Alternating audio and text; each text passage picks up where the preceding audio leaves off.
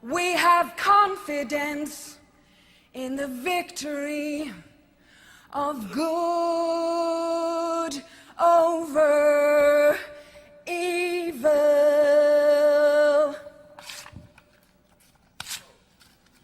Fight the real enemy.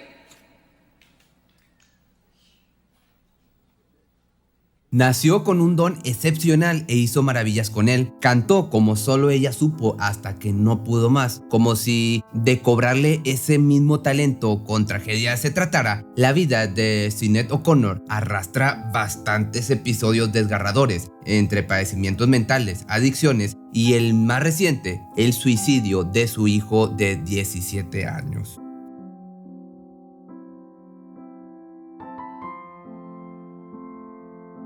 Esta increíble intérprete nació en Dublín, Irlanda, el 8 de diciembre de 1966. Llegó a formar parte de una familia que de una u otra manera estaba fragmentada desde mucho antes. Sus padres, Jack O'Connor y Mary O'Connor, habían contraído matrimonio a una edad muy temprana. Siendo tan jóvenes, no supieron llevar las riendas y responsabilidades que conlleva tener una familia y aún así procrearon 5 hijos, siendo la tercera nuestra protagonista de hoy.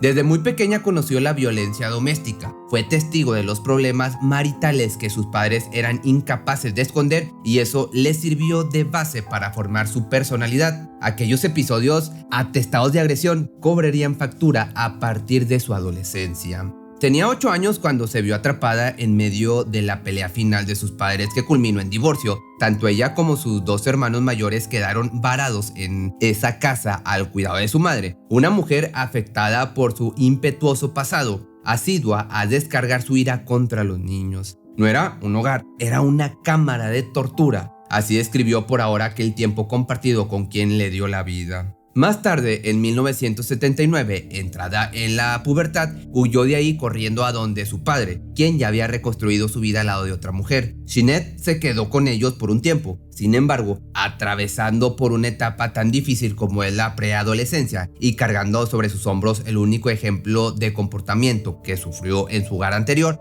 no tardó mucho tiempo en que tuviera que marcharse. Tenía una personalidad imposible con la que nadie quería lidiar, entonces para cuando cumplió 15 años fue enviada a una escuela, un reformatorio, el Centro de Capacitación de Grignán, a cargo y dirigido por las hermanas de Nuestra Señora de la Caridad. Ahí descubrió su gusto por la música, el cual siguió fomentando con el apoyo de terceros, sobre todo luego de que su padre la cambiara de colegio. Para 1985 ya tenía algo de experiencia como cantante formando parte de algunos grupos, haciendo demos y componiendo sus propias canciones. No obstante, esa actividad que de alguna manera le brindaba la alegría que tanto había buscado, fue interrumpida por la repentina muerte de su madre, el 10 de febrero de ese mismo año. Ambas compartían una relación fracturada desde mucho atrás, pero eso no impidió que fuera un evento devastador para la chica, considerando la manera tan trágica e inesperada en que partió. Fue un accidente automovilístico, cuyo impacto también destrozó una pequeña parte del corazón de la cantante.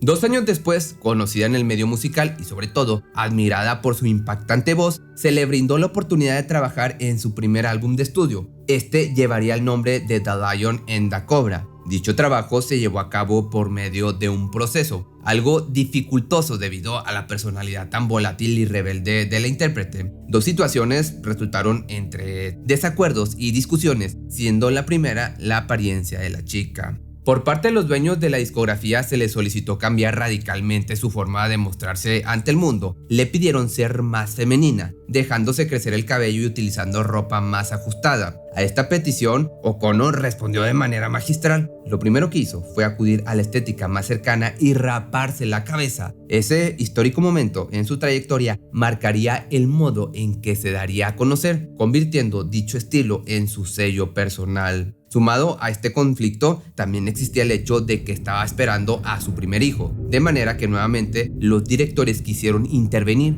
Para ellos no era bueno saber que pronto sería imposibilitada a trabajar y sin ninguna consideración pidieron abiertamente a la futura madre impedir su embarazo. Acto seguido, la mujer de carácter fuerte naturalmente se negó. De igual modo, el curso del álbum siguió adelante hasta llegado el resultado final, despertando la inconformidad de la cantante. Los temas ya estaban mezclados, pero ella se opuso a su publicación, argumentando cómo detestaba algunos detalles en todos los tracks, lo cual desmerecía su trabajo. Siguiendo esa línea, no hubo otra opción más que volver a grabar canción por canción, esperando lograr a la perfección la visión del artista. Posteriormente, el disco obtuvo excelentes críticas y fue la base sobre la que tomó impulso para la locura venidera consecuente de su segundo disco.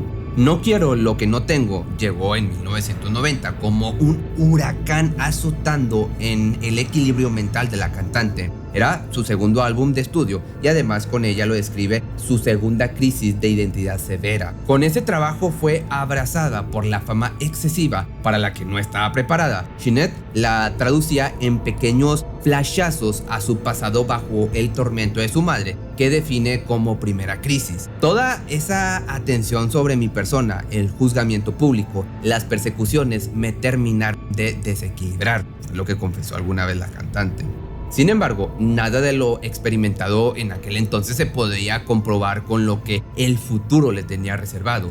El quiebre de su carrera después de un acto en contra del catolicismo frente a miles de personas, pero eso lo contamos un poquito más adelante, que yo estoy seguro que sabes a qué me refiero o identificas a esta cantante por ese hecho, pero como te digo, ahorita te lo cuento.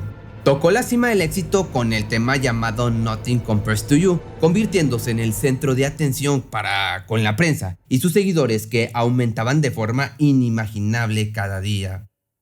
Transitaba frente al ojo público llevando como estandarte su tan característica personalidad rebelde, que al final solo sirvió para la autodestrucción de su carrera, pero antes llegó a dominar las listas de popularidad más importantes del mundo, llevando su música a todas partes mediante una gira triunfal. Justo en medio de ese tour hizo uno de sus desaires al cancelar su presentación en New Jersey por no querer que se transmitiera el himno de Estados Unidos antes de su actuación. Como consecuencia, su rostro apareció en primera plana de los periódicos estadounidenses, así como también se convirtió en noticia en algunos programas de televisión. Esta actuación fue de total desagrado para la población del país, a tal grado de llegar a boca de uno de los hombres más influyentes en el mundo del espectáculo, Frank Sinatra, quien, al ser cuestionado por dicho incidente, opinó de la forma más despectiva posible diciendo: "Le voy a patear el culo", desatando entre ellos una pequeña disputa con la respuesta de la cantante en una entrevista posterior. No podría devolverle el golpe a este hombre, tiene como 78 años, podría matarlo, fue lo que contestó la cantante. En esa misma época fue capaz de rechazar las nominaciones que había recibido al Grammy. Dijo que la música no podía evaluarse por su éxito comercial, más el problema radicaba en que en realidad era una superestrella cuyo título detestaba por completo. Mientras tanto, el disco No Quiero Lo Que No Tengo de cierta forma se transformó en una penitencia, distorsionando la imagen de la intérprete hasta hacerla ver como una diva del pop, cuando en realidad ella tenía muy claro que no iba por ahí, sino que se autopercibía como una especie de cantante de protesta punk. Esto por darle un nombre, tomando en cuenta que el término no se utilizaba en aquellos años. El hit del álbum era la canción Nothing Compares to You. Esta le abrió muchas puertas, incluyendo la de Saturday Night Live, a donde fue invitada para brindar una presentación. Ese escenario sería el punto de quiebre de su carrera, pero esperaría 2 años más, ya que pese a haber aceptado la primera invitación, unos días antes se rehusó a participar. Se enteró que compartiría pantalla con el presentador Andrew Dice Clay, un humorista desconocedor de límites para con su show. Ella lo tachó de misógino y maltratador, dando la espalda al compromiso de su participación. No obstante, en 1992, después de su lanzamiento I'm Not Your Girl o No Soy Tu Mujer, nuevamente la invitación llamó a su puerta, en esta ocasión bajo mejores términos según su parecer. El presentador era Tim Robbins, cuyas ideas de protesta iban más de la mano con esta chica. Esta vez sí asistiría no solo a brindar un espectáculo, sino a sepultar para siempre su carrera y hacer un completo caos. El programa comenzó según lo planeado. Hizo su primera aparición cantando para el público como solo ella sabía hacerlo. Fue magnífico. Junto a su banda recibió aplausos al por mayor y todo parecía marchar como debía. El problema surgió durante la segunda entrada. De pronto se le ocurrió modificar parte del show, en el que primeramente interpretaría a capela un compilado de algunos de sus temas más famosos, pero en lugar de eso solicitó hacer un cover de Bob Marley. El tema era War, cuya interpretación sería complementada con una fotografía de un chico desnutrido de África, presuntamente a modo de protesta y esperando concientizar al mundo sobre la situación. No obstante, el supuesto plan solo era una fachada para cubrir el verdadero propósito. La banda salió al escenario y justo al final de la melodía sacó la mencionada fotografía con un pequeño detalle: la imagen era diferente. Miró a la cámara interpretando la canción al mismo tiempo que revelaba lo que posaba entre sus manos, una imagen del Papa Juan Pablo II, la cual destrozó por completo al tiempo que entonaba el verso: confianza en la victoria del bien sobre el mal. El silencio, imagínate, se apoderó del lugar, dejando en el aire una atmósfera de conmoción e indignación. Sin duda, un suicidio profesional, tal como lo describen los medios de comunicación durante los siguientes días. O'Connor pasó de ser aclamada a ser despreciada en tan solo 5 segundos. Muchos hablaban de ella, todos con malas opiniones. Por su parte, la NBC la exilió de todos sus programas. El mundo la vio como una abominación. Sin embargo, nadie consideró los rumores de la iglesia sobre el abuso de menores, justo donde ella quería posar los ojos de la opinión pública. Y a pesar de que dichas atrocidades fueron confirmadas tiempo después, a nadie le interesó darle la razón. Posteriormente, reveló de dónde surgió esa tan controversial manera de demanda. Dijo recordar cómo Bob Geldof, cantante de los Boomtown Rats en la televisión inglesa, partió en varios pedazos la fotografía de John Travolta y Olivia Newton-John en el marco de la idea sobre que la música disco era enigma número 1 del rock. Quizás para muchos ese proceder destrozó su carrera, pero a su parecer solo fue una manera de regresar a la normalidad después del intolerable éxito que tuvo con Nothing Compares to You. No estoy arrepentida, fue brillante, pero al mismo tiempo muy traumático. Me empezaron a tratar como una puta y una loca, fue lo que dijo la cantante. Ya pasados 10 días de este incidente en contra de la religión católica, se presentó en un concierto de homenaje a Bob Dylan que se celebró en el Madison Square Garden. Aquella noche se enfrentó a un monstruo furioso. El público apenas fue anunciada y los abucheos no se hicieron esperar. Algunos todavía la ovacionaban, pero todo intento de cariño se silenció con la furia de la gente, cuyo coraje aún se mantenía al rojo vivo. No desistió, se plantó de igual forma frente a frente con la multitud. Nadie sabe qué pasó por su cabeza en esa sentencia de muerte. Lo único que es cierto fue su valentía al impedir que los músicos comenzaran a tocar. Dio unos pasos hacia adelante para recibir el repudio de la gente, mientras que de pronto sintió un cálido abrazo de Chris Christopherson, quien le dijo al oído: no permita que estos bastardos te ganen. Segundos después hizo su jugada maestra: silenciar a la muchedumbre con una interpretación desafiante de War, de nuevo a capela y mediante un coraje que se podía palpar. Este hecho pasó a la historia como uno de los 5 minutos más estremecedores vivido por un artista. Definitivamente, si alguien podía hacer frente a un montón de personas en su peor sentimiento de odio, era ella, y lo hizo de una manera magistral. A partir de ahí todo fue diferente. Jamás resurgió como lo que alguna vez fue, aunque siguió haciendo discos y buena música. Tal vez logró su cometido, hacer lo que más amaba sin el peso de la presión pública, mas la vida pacífica que anhelaba tardaría demasiados años en llegar. La mujer atravesó por un divorcio lleno de acusaciones y demandas. Su expareja la acusó de ser una madre poco confiable, por lo que le quitaron la custodia de su hija. Tenía derecho a verla una vez al mes, resolución del juez que le despertó el sentimiento de depresión más profundo que hasta ahora había sufrido. No supo cómo lidiar ante eso e intentó quitarse la vida con una sobredosis justo cuando cumplió los 33 años. Ya no figuraba como una de las cantantes más exitosas, mas el historial e interés del público por seguir difundiendo sobre su vida personal seguía vigente. Así salieron a relucir sus peores momentos, como divorcios, adicciones, depresiones y problemas mentales. De estos últimos, un tema que sí llegó a tratar ante medios de comunicación. Ella misma se denominó como una persona con trastorno bipolar, adicciones y estrés postraumático, pero el tema no quedó ahí. Tomó esa experiencia de primera mano para hacer algunas comparaciones sumamente interesantes. Utilizó dichos ejemplos para marcar las diferencias entre ella y el autor Prince, creador de Nothing Compares to You. A inicios de su trayectoria siempre se le cuestionaba acerca de la relación entre ellos y siempre evadía las respuestas argumentando que en algún momento revelaría todo. Finalmente, ese día llegó con el llamado Rememberings, un libro autobiográfico. Ahí narra algunas anécdotas del hombre que ciertamente dejan al descubierto cómo, pese a su conducta violenta para con las mujeres, su misoginia y agresiones, nunca fue llamado como loco. Incluso solo se le refiere a él como un genio musical, que sí lo es, mas todo lo que le rodea no debería minimizarse por su talento. Que por cierto, tengo un video hablando de Prince en mi canal de YouTube, que lo puedes checar por si quieres saber más de este personaje. Pero bueno, regresando, lo que busca hacer o ver con esto es la diferencia entre ambos. Como ella sí fue juzgada e incluso exiliada, pero él siempre mantuvo su fama de genio.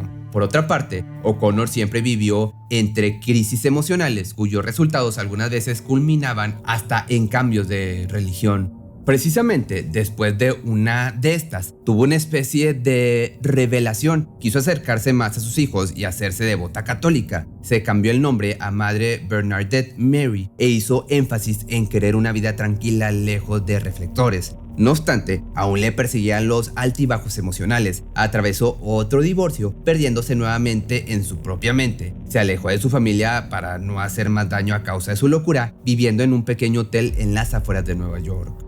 Ese tiempo lo utilizó para reflexionar, dejando como prueba un video que salió a la luz a través de redes sociales, que dice lo siguiente: ¿por qué estamos solos? Los que sufrimos enfermedades mentales somos las personas más vulnerables de la Tierra. Nos tendrían que cuidar, no somos como los demás. En su reflexión y lucha en contra de la misoginia, una que otra vez se pronunció a favor de cantantes cuyo destino parecía inclinarse un poco al de ella. Nada vas a recibir en este camino de la industria musical, solo daño, no dejes que te exploten, es lo que le escribió a Miley Cyrus, que, pasando otra cosa, entre el 2016 y el 2018 atravesó otra batalla legal por la custodia de sus hijos, un intento de suicidio y un cambio al Islam, haciéndose llamar como Shuhada Chadakat, que no estoy seguro si se pronuncia así, pero te lo voy a estar dejando escrito. Con esto esperaba que esta conversión le trajera paz, pero sus demonios la atormentaban a cada momento. Quiso callarlos consumiendo sustancias ilícitas, quiso morir, quiso huir de sí misma y terminó internándose por su propia voluntad para tratar su adicción. Luego de tocar fondo por enésima vez, todo parecía marchar diferente. Para el año 2021 se le vio recuperada proporcionando el libro de sus memorias. Estaba recuperada y con ese semblante más repuesto. Quizá una pizca de esperanza recibió el peor de su existencia.